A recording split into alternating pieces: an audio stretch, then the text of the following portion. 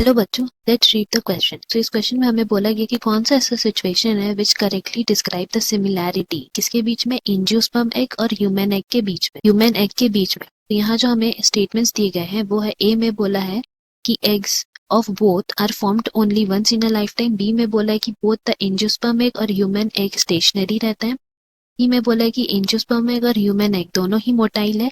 And D में है कि syngamy in both results in the formation of a zygote. तो यहाँ हमें उसके अकॉर्डिंग करेक्ट स्टेटमेंट्स के चूज करते हुए करेक्ट ऑप्शन भी चूज करना है। जो ऑप्शन हमें दिए गए हैं वो है, ए में बी एंड डी, बी में है ओनली डी, सी में है सी एंड डी और डी में है ए एंड डी। तो इस क्वेश्चन को सॉल्व करने के लिए अगर हम बात करते हैं हमारा की कॉन्सेप्ट की, तो यहाँ की कॉन्सेप्ट हो जाएगा हमारा सेक्सुअल रिप्रोडक्शन। हम लिख सकते हैं सेक्सुअल रिप्रोडक्शन।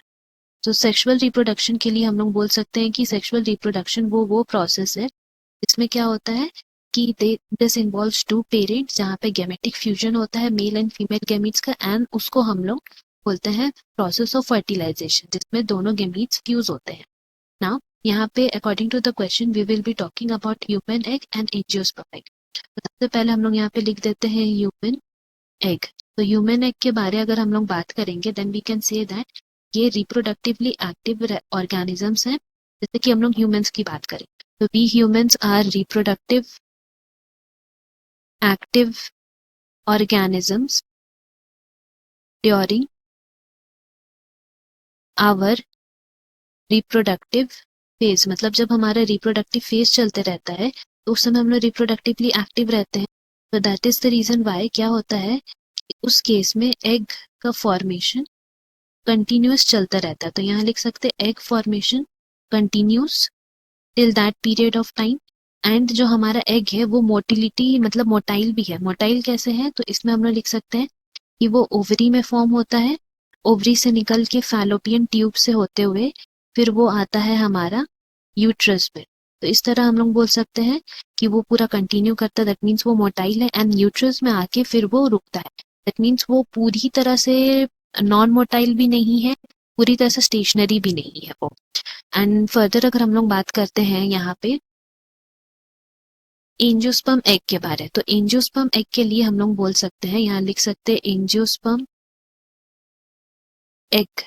तो एंजियोस्पर्म एग के लिए हम लोग लिख सकते हैं कि वो स्टेशनरी होते हैं। स्टेशनरी होते हैं इन द सेंस कि वो एक ही जगह में प्रेजेंट रहते हैं। तो हम लोग यहाँ लिख सकते हैं स्टेशनरी कहाँ प्रेजेंट रहते हैं, एट दी ओवरी। एंड ये भी लाइफ टाइम बनाते हैं, मतलब जब तक उनका रिप्रोडक्टिव फेज रहता है तब तक एग्स आर प्रोड्यूस्ड। तो इसीलिए एंजियोस्पर्म एग इस मामले में दोनों में सिमिलैरिटी रहता है। एंड फर्दर हम लोग बोल सकते हैं दोनों का syngamy results into the formation of zygote. ये तो करेक्ट है बिकॉज दोनों ही डिप्लॉयड ऑर्गेनिजम्स होते हैं या फिर कुछ हैप्लॉइड्स भी होते हैं, बट एंजियोस्पर्म बोला है तो that is definitely diploid. And humans वो भी डिप्लॉयड है तो उनके जाइगोट्स जो होते हैं वो भी डिप्लॉयड हो जाते हैं। तो इसीलिए हम लोग कह सकते हैं कि अगर यहाँ स्टेटमेंट्स की बात करें जो सिमिलर है दोनों के लिए, तो पहला स्टेटमेंट में लिखा eggs of both are formed only once in lifetime, तो ये गलत है। हम लोग पढ़े थे कि पूरा रिप्रोडक्टिव फेज में दोनों में एग का फॉर्मेशन होते ही रहता है। यहाँ पे भी एग का फॉर्मेशन हम लोग पढ़े थे कि होते रहता है एंजियोस्पर्म में, तो इसीलिए ए तो गलत है। फिर बी में लिखा है कि दोनों एग्स जो है एंजियोस्पर्म और ह्यूमन के दे आर स्टेशनरी, तो ये गलत है क्योंकि सिर्फ एंजियोस्पर्म एग ही स्टेशनरी रहता है, ह्यूमन एग तो मोटाइल रहता है। एंड सी में लिखा है कि both the angiosperm egg and human egg are motile, तो ये भी गलत है हमारा क्योंकि यहाँ पे ह्यूमन एग सिर्फ मोटाइल रहता है। एंड लास्ट में लिखा है syngamy in both results in the formation of zygote, ये स्टेटमेंट सही है दोनों के लिए। तो इसलिए हम लोग कह सकते हैं हमारा करेक्ट ऑप्शन यहाँ क्या हो जाएगा, option B. Hope you have understood. Best of luck. Thank you.